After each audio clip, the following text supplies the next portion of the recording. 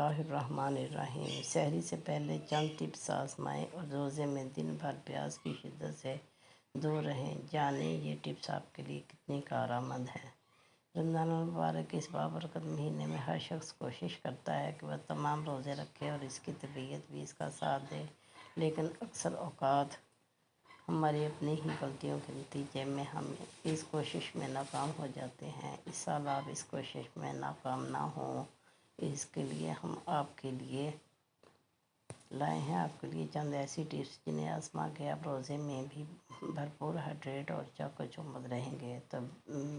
तो फिर देर ना करते हुए फौरी ये ख़ास टिप्स जान लें और बनाएं अपना रोज़ा बेहद पुरसुकून और आसान। रोज़े की हालत में हाइड्रेट रहने की चंद टिप्स। सहरी से कबल पानी पीना। खुद को पानी की कमी से महफूज रखने के लिए कोशिश करें कि सहरी से पहले यानी इफ्तारी के बाद से सहरी तक कम से कम 2 लीटर पानी पीने और एक तहकीक के मुताबिक 2 लीटर पानी रोज़े में आपको हाइड्रेट रख सकता है। हल्की और सेहतबख्श सहरी में अपनी ग़िज़ा का ख़ास ख्याल रखें। कोशिश करें हल्की ग़िज़ा का इस्तेमाल करें मगर सेहतबख्श ग़िज़ा हो जिसमें फ़ाइबर की मक़दार मौजूद हो। आप दिन भर चुस्त रह सकें। सहरी में भी खजूर खाएं। खजूर सिर्फ अफ्तार में ही नहीं बल्कि सहरी में ज़रूरी है, क्योंकि ये आपको विटामिन फराहम करती है और ये आपके सेल्स में ग्लूकोज स्टोर करती है, जिससे रोज़े की हालत में आप ग्लूकोज की कमी नहीं होती आपको ग्लूकोज की कमी नहीं होती। और सहरी इफ्तारी में खजूर खाना सुन्नत भी है। जल्दी सोएं और जल्दी उठें।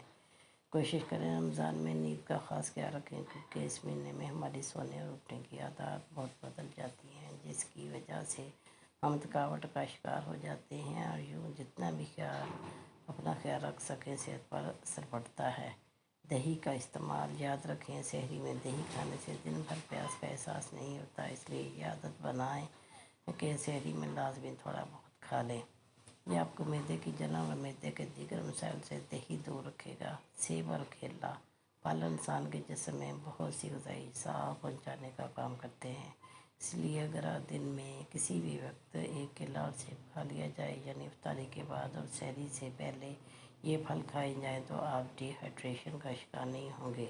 नमक मिर्च का इस्तेमाल। अगर आप सहरी में ज़्यादा नमक और मिर्च वाली ग़िज़ाएँ खाएंगे तो याद रखें ये प्यास की शिद्दत को बढ़ाएंगे, क्योंकि नमक का इस्तेमाल आपके जिस्म से ज़्यादा पसीना निकलने का सबब बनेगा और इससे आप जिस्म का पानी का कम होगा, प्यास की शिद्दत बढ़ती जाएगी। यही हाल मिर्चों के ज़्यादा इस्तेमाल से है।